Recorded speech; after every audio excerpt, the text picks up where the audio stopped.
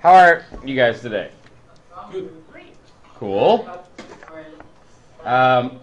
So we've got a bit different. AV. Thank you. We got a bit different of a format today. I am going to go through a special topics lecture for about half an hour, and then Kent will be here. Kent will talk for about an hour, and then those of us here are going out to Kent's farm in Arvin. Those of us in AV are totally welcome to come, but it's a long drive for you guys, so that's optional for you. As soon as we get done with Kent's guest lecture, or if I get done with my special topics lecture before he gets here, I'll go over a couple of updates about the two projects, and that's it for today. Sound good? Okay. So I have uploaded a new document to Blackboard. Don't import anything.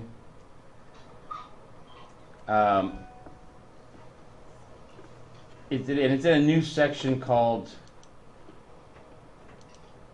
Special Topics Lectures. So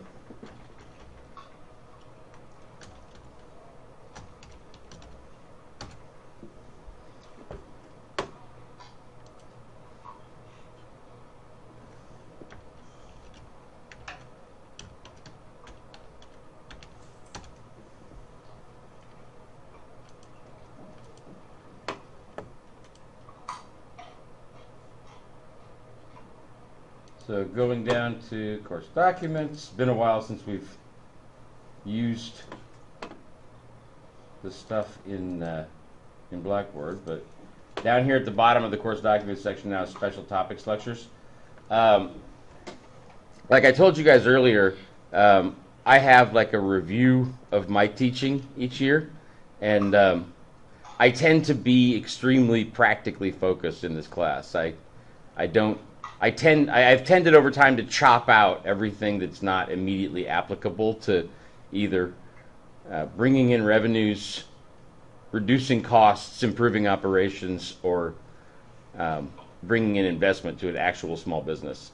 But that's not the only thing that is of value to go over in here. So I've put together a little overview. Like I have actually a textbook, and it's been a long time since I used textbooks in my classes. I just tend to put together my own materials and focus heavily on courses. There's a whole bunch of textbooks on small business management. This is one in particular that I have, and some of my colleagues have used in the past. So I went through and put together today just an overview lecture of some factoids and some interesting stuff about small business that we haven't really talked in here, because I just dove in immediately and focused on your professional development, and then on the little toolbox skills for that are relevant for the project. So it was an interesting exercise to put together this lecture, because some of the material is exactly the same as what I've already told you. Others are different, and the more I actually went through the book and kind of looked at what do my colleagues consider important to put in a small business textbook. There's a whole chapter on family business, for example, and we haven't talked at all in here about my research or my publishing. Another part of my job besides being in this classroom is to publish scholarly research articles in journals.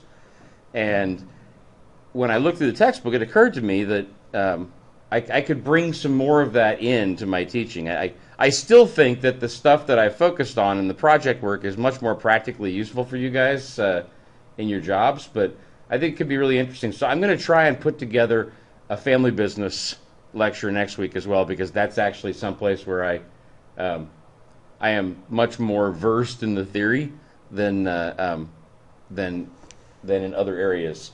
So I call this a small business management theory lecture. there's not a whole lot of theory in this particular one as much as it is an overview of small business, like I said, from a different perspective. So topics in the PowerPoint here. Some factoids, first of all, about why it's an interesting time to be studying small business. I mean, I think a lot of that is intuitive and has been touched on in the various other lectures we've done and just the work that we're doing on the projects. But I think there's some interesting facts that I pulled out of the book that I think you guys will find interesting. It's a really interesting and moving question. What is a small business? It's not just about employee size or about revenue size. It's about some lifestyle factors as well. So I'll talk a little bit about that. Some current problems facing small businesses.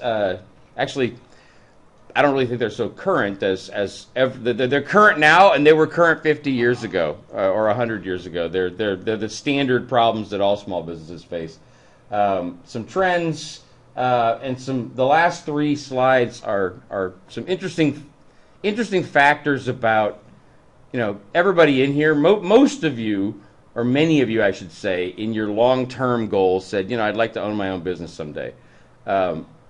Not very many of you are actually focused on owning your own business or running your own business tomorrow. So these are some interesting questions to ask yourself about the motivations that you're getting into it because of, and how you want to set up the goals and mission, basically, of your business. So the number of small businesses in our country is growing rapidly and is a lot bigger than you might think already. There's 23 million small businesses in the U.S. I don't know if you realize this, but they create about 75% of the jobs in this country. It's not the Eras and Chevrons of the world that create most of the jobs in our country and most other countries in the world. It's small 10, 30, 50, two-person businesses that create 75% of the jobs in our country. And that's the new job creation. The current jobs of all businesses, half of them are from small businesses. So the reason that's only half instead of more is because a relative handful of extremely large businesses like I said, Chevron or Era or Procter and Gamble was a giant employer back in Cincinnati. Because of large companies like that, about half the jobs in the United States are jobs in larger corporations, and half of them are in small businesses, and that's a similar statistic in many other countries. But 99%, almost, the number of businesses that are large and not privately owned is a really small fraction of the total number of businesses. And if you guys remember in my first lecture, one of the reasons that I think, regardless of where you go in your career, small business management is a critical skill set and class to take is because just in terms of sales prospecting numbers, there's a whole lot more small businesses to apply for a job with than there are large ones. So, there's many jobs within large businesses, but there's a lot of bureaucracy, and you may not be able to get in the door in the first place at a company like Chevron for one reason or another. But for every Chevron, there's 99 other small businesses where it's much easier to get in the door and talk to people. So if nothing else, your chances of getting a new job, if you ever get laid off, or your chances of having flexibility and moving into another position that you might like better, there's just a lot more businesses to choose from that are small than that are large.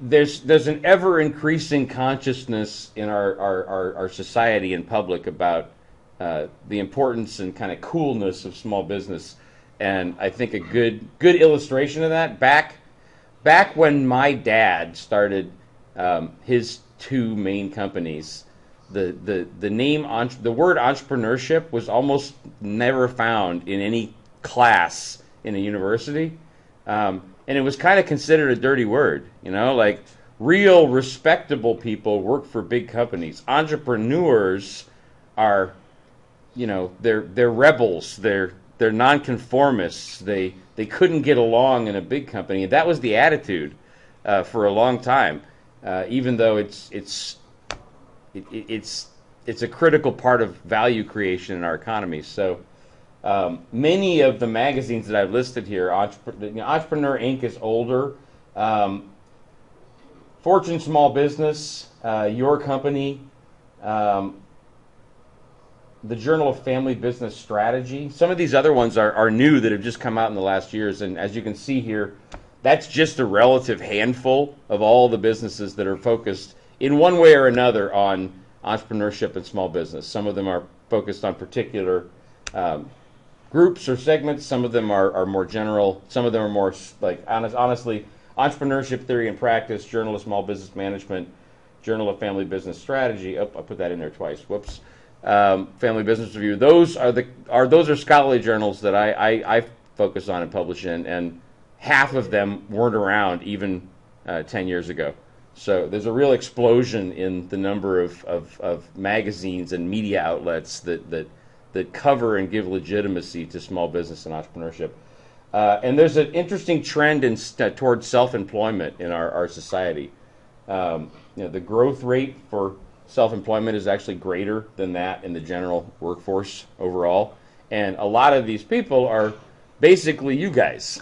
Whether now or a couple of years from now, they're basically mid-career managers and executives from larger corporations that just aren't satisfied in the relatively strict structure and lack of independence that you have to work in a lot of large companies. So it's a cool time to be studying this stuff, and it's I think many people in here may not realize just how far entrepreneurship and small business has come as a legitimately recognized field of professional activity in just the last 10 or 20 years. So like I said, it's harder to define a small business than one might think. It's not necessarily just about how many employees or revenue, what your revenues are. I think the Small Business Administration, for government reporting purposes, actually considers companies with less than 500 employees and less than either 500 million or $1 billion in revenues as a small business. 500 million is not a small business anymore in a lot of ways, and a lot of times, just because you have a small location with maybe 5 or 10 people in it, the ownership structure behind that is not necessarily independent. It's part of a larger corporation. So some of my colleagues that study small business a lot have come to sort of say that a small business, in the way that we talk about it, in the lifestyle and the kind of issues that you face, it has a small management team. First of all, it doesn't have like layers and layers of management and hierarchy. It has a very small management team. The capital or the investment money is usually supplied and the ownership held by either just one person or a relative handful of individuals. So they're not publicly traded companies. What's that? Question maybe. Yeah, who? Sorry, I'm looking at the screen and not up there. What's up? I was just going to say, because I deal with small business all the time, and depending on the category, it can vary widely what they consider a small business. You can have up to 1,250 employees in some industries and still be considered a small business by the SBA. So it really does depend on the industry, but it varies quite a bit.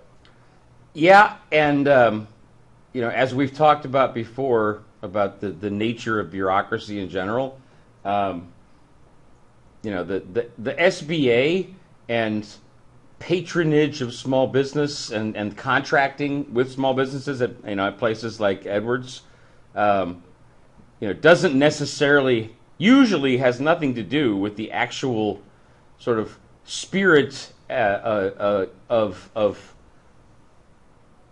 what the small business is all about, what its goals are. It's usually a technical number, like number of employees or something. So yeah, it does vary widely, but when my colleagues and I talk about a small business as a phenomenon, as an environment to work on. And we're talking about a small management team, private capital owned by a relative handful of individuals, an area of operations that's primarily local, although the market is increasingly global. So what that means is you usually don't have a branch in Bakersfield and another branch in San Francisco and a satellite office in New York. You usually have a locally based operation, although your partners, your customers, and so forth may be all over the world. And at least compared to your competition, your revenues and employee numbers are pretty small. But like Tom mentioned, in certain sectors, depending on what the nature of the industry is, if we look at my ex-wife's family business in Brazil, for example, they have 400 fixed employees and about 1,200 temps during the holidays. But if you compare them to larger Christmas decoration companies, they're relatively small in terms of number of employees. So it also has to do with the relative structure of the industry, which is another reason why sometimes a business with over 1,000 employees is still considered small, because compared to one with 100,000, it is small. So distinguishing between entrepreneurial ventures and small businesses, this has always been a frustrating topic for me personally in my research, because I think it's a distinction that is very blurry and it is basically artificially maintained by a lot of my scholarly colleagues because of ideology, basically. But there is a difference. Entrepreneurial ventures in general tend to be focused on high profitability, not just average profitability, and they're focused on growing. A small business, many entrepreneurial businesses are small, but not all small businesses are entrepreneurial. So, I think the main goal in a small business, like quote unquote, is to maintain independence. You may grow, but you may not grow, and I think that's the main distinction that a lot of my colleagues legitimately talk about. I think many small businesses would like to grow, but only under the right conditions. If they have to sell too much equity, or if they have to give up certain personal priorities, they're not going to do it. But I think to say that most small businesses don't want to grow is missing the point and somewhat simplistic. But it is important to realize that not all small businesses grow to be really large, and not many of them don't want to. So there's a distinction there in defining entrepreneurial versus small business. Some of the major, in the outline I put in there, I said current, but I changed it actually, typing it in. I changed it from what the book said to what I believe, and these are major problems that aren't just current; they're ongoing for all small businesses. One is inadequate financing, and having run two small businesses that were woefully inadequately financed. In particular, and I think AV has particularly been noticing this with Linda and her team right now. If you don't have enough money, you can't acquire and maintain basic facilities that you need to have in order to be able to get things done and be a going concern. You can't hire and reward truly capable employees, and like I said, for the AV case, you can't produce and market your product effectively. I mean, we've been rinky-dinking around with getting 6 products shipped from China for a month and a half of this class, but actually Linda's been rinky-dinking around with that for a whole lot longer. And part of it is because she can't just plunk down the money for a plastic mold and be done with it. I have some more information specifically about next steps, regardless of what happens with her products. I think I have some solutions that I've come up with, but it is actually a legitimate concern. I talked to a plastic extruder, and I think I understand the nature of the issue in China right now a little bit better. It costs a lot of money to make a plastic mold, It's not just about injecting molten plastic and then having it stamped in a certain form. Developing the mold in the first place takes a lot of both labor and like use of expensive equipment. So sometimes there's just no way around needing X amount of capital to actually get something done and not just be tweaking around the edges and sort of playing at being a business. Inadequate management is always an issue as well. Honestly, I had all three of these problems over the course of running my business, or my two that I had. Lack of knowledge and inexperience. I mean, although I am now like relatively knowledgeable about the music business, when I got into it, I didn't know what the hell I was doing.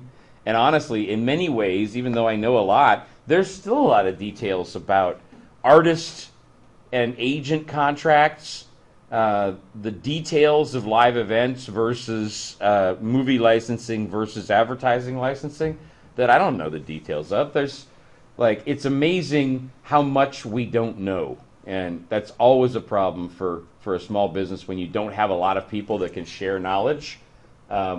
However much of an expert you may have been in your field for 20 or 30 years before starting your business, you still are only one person with a limited amount of knowledge in your head.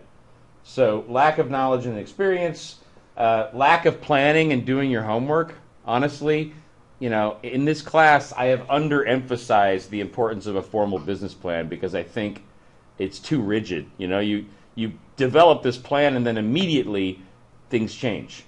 But if you don't do the legwork to have all of the contingencies researched and you're ready for anything, if you don't do there's a standard like economy adage that there's no free lunch, and there really is no free lunch. Like if you put in the work, if you meticulously plan, you're going to be rewarded for it. And a lot of small businesses just don't have the people and the time, or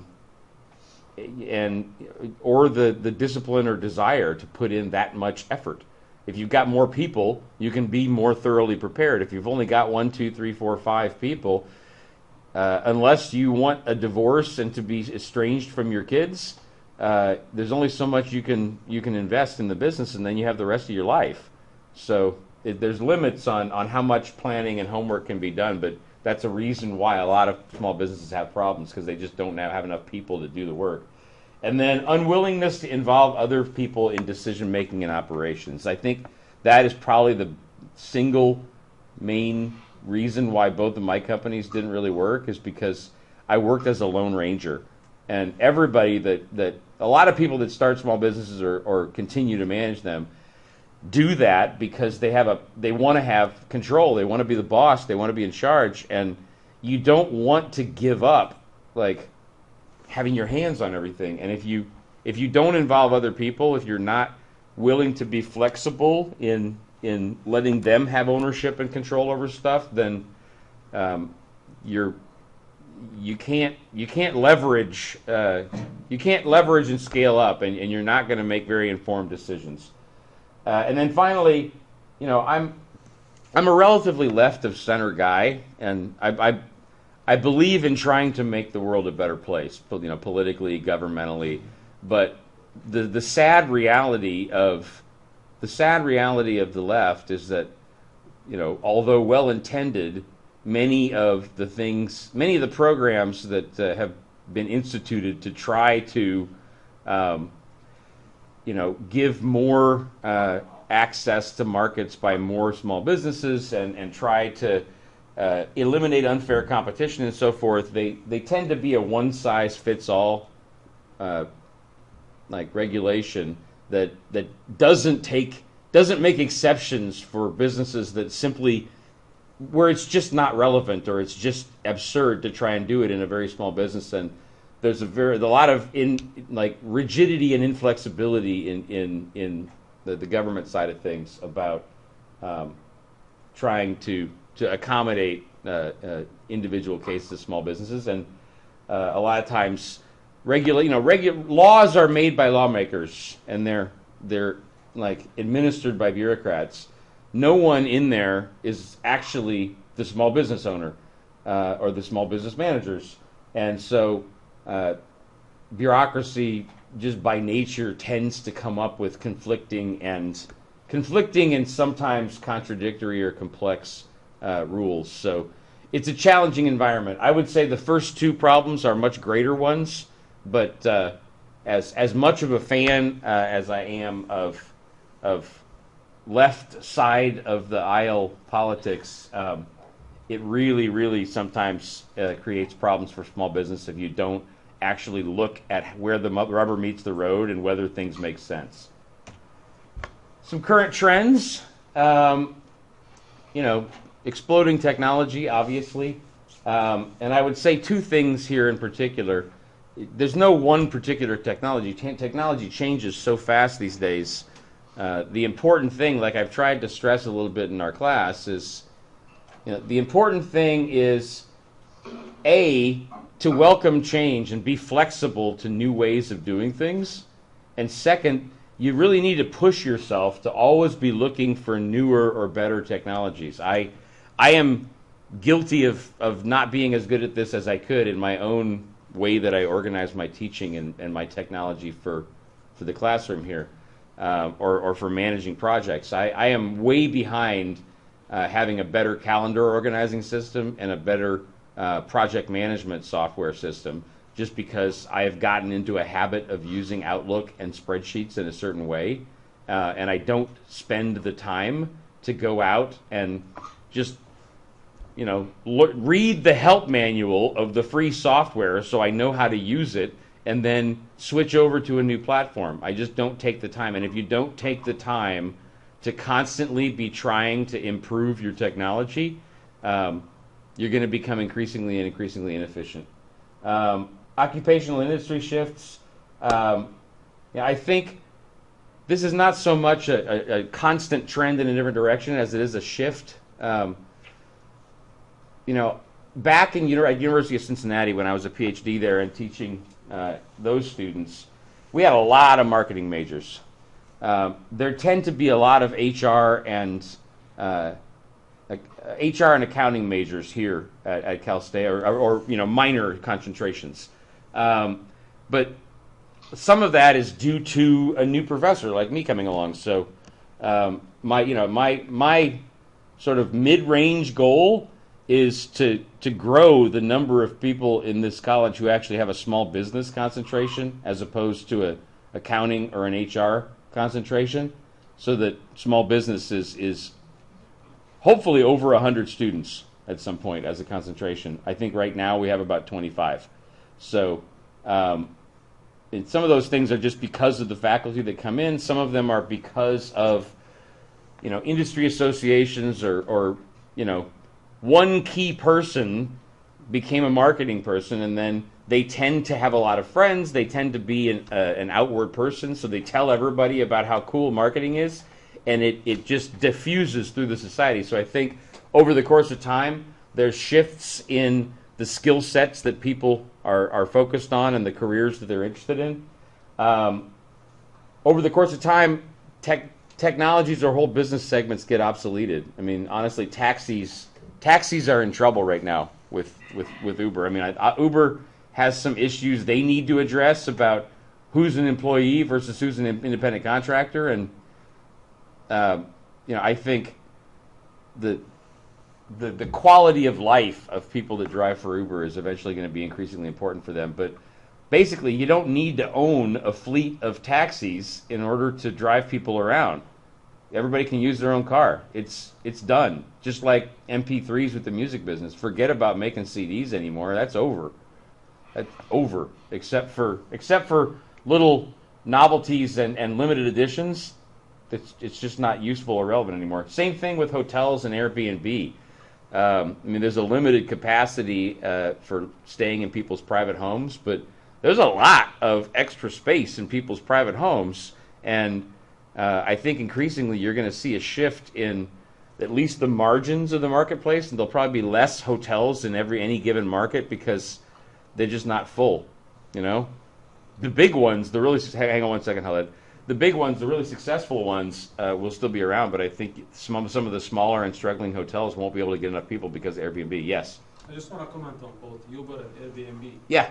I was reading an article this morning, and Uber they're doing tests to have cars with no drivers. Their fleet. And I saw like they're using the Ford. Come on in, Kent. Ford Fusion.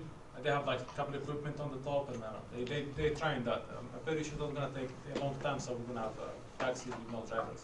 Yeah, I mean, technologically, there's no reason why it won't work. You know, I mean, honestly, you can design the technology so that driverless cars all around the road are safer than the human errors that we drivers as human beings make. So yeah. Yeah, and because they had issue with the background check for the drivers who work for them. I think that's gonna cut that issue. And the background check for the computers, that's going to be tough. You know, you never know where a computer's been before it starts running your car. Yeah, and for the Airbnb, I don't think it's just taking the hotels business. I think also it's taking the real estate and the property management business. Yep. Because I have my cousin. He's in Miami. That's his job basically. He takes people's apartment here and them for vacations. But I was looking at this. It's taking his business. I mean, yeah, I agree. The other end of the supply chain there is, or the value chain. You don't need like to get the real estate license to rent your place. Yeah, totally. Yeah. Totally. Kent's here, so I'm going to just touch on a couple more things and then turn things over to Kent. You know, global. Our world is really, we already live in a one market global economy, but it's becoming ever and ever more so. You know, in addition to the fact that there's just different demographics for the workforce overseas, you know, depending on exchange rates and local economies, it's just cheaper to pay people a salary in other countries than here sometimes. And honestly, excuse me, I feel a little bit okay saying this because I'm actually your small business professor, not your math or your science professor. But honestly, there's a lot of countries out there that have a much better workforce of technologically oriented laborers than we do here in the States, and it impacts where things are done in terms of company operations. I found an interesting statistic in the textbook when I was putting things together for you. It's estimated that up to half of all college students in this country will be involved in some kind of global activities over the course of your career.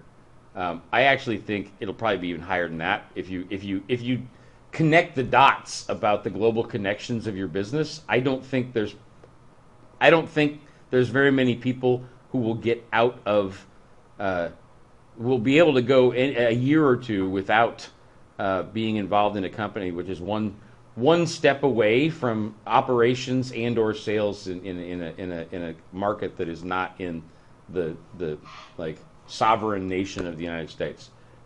It's really and it's really already a global market, but I actually would say that statistics from the book is probably too low. And then finally, there's an increasingly number of what my colleagues call born global firms, which means, and my two companies that I started were this case. From day one, I was representing companies from Germany negotiating contracts in Brazil. My customers were always international from day one, and there's an ever increasing number of small businesses who, although their operations are in one location, their customers from the first day of operations are in multiple countries, in multiple geographies within the United States or within other countries, and they're not local businesses from day one. Why people start small businesses? The last three slides here, and then I'll turn things over to Kent. I think it's, when I was talking about how I and my colleagues define small business as a phenomenon and what is the topic area that we're trying to talk about here, I think one of the things is that, going back to the independence and control part, a lot of people are in small business for reasons other than just making a profit. There's other goals besides just money. Money's important, but independence, personal passion, being able to work together with family members, just the passion to provide a better service or a better product for something that doesn't exist and is not being addressed by bigger companies and the establishment, as it were. So there's a lot of personal reasons. And then also, business objectives are not just about profit as well. So profit's one of those four, but there's also, the service or product provided to a particular customer and caring about the delivery of that, caring about satisfying that market need rather than just caring about making a profit regardless of whether the customers in the market get their needs satisfied or not. Increasingly, I think this generation is incredibly more passionate and conscious about the environment, about not-for-profit, about contributing to the society and the impact that business has on the society. So there's a lot of small businesses that have very specific missions and goals about the impact they make socially. And then, like I said before, there's varying goals about growth. Some small businesses actually don't want to get any bigger because it'll change the independence, it'll change the culture of the company. Some do want to grow.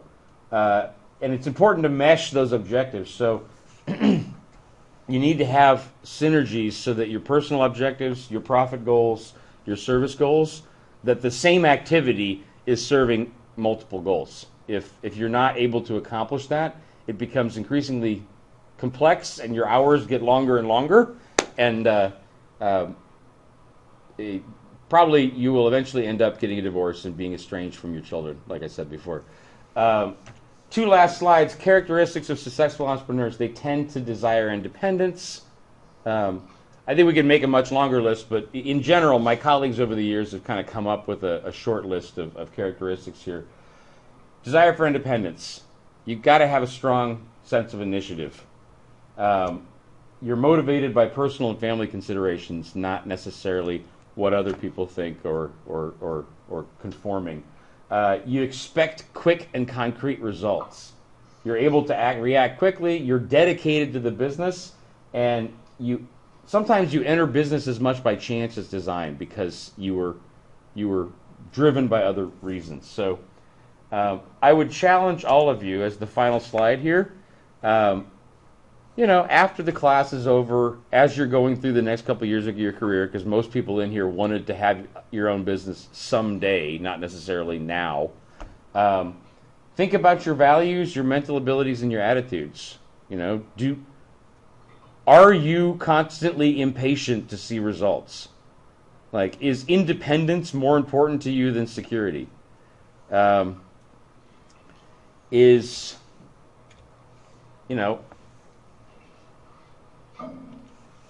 Are your personal goals actually more important to you than money?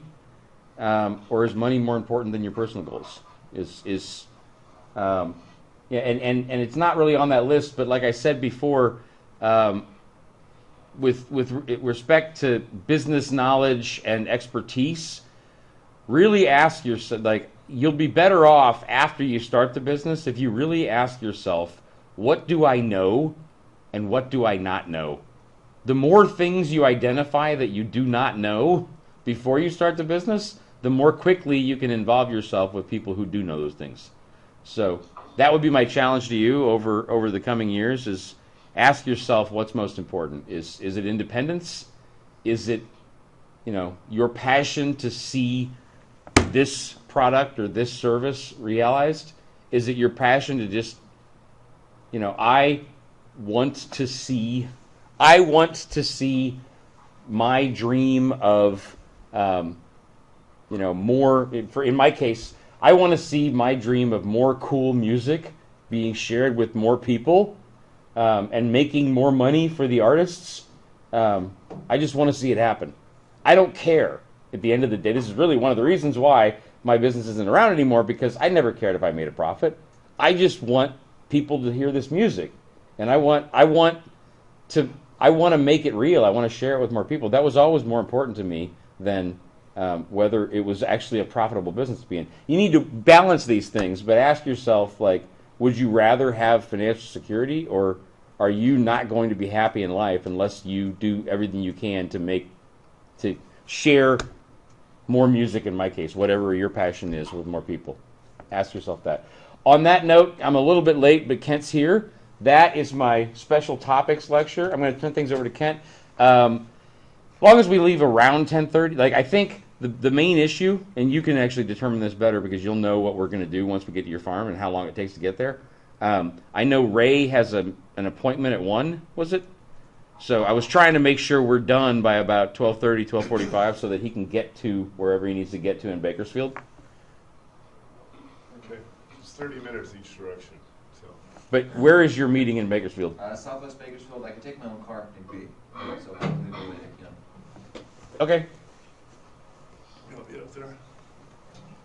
So actually, Kent, one thing, you come on up here, but before I forget, I actually need to stop the first recording and start recording you.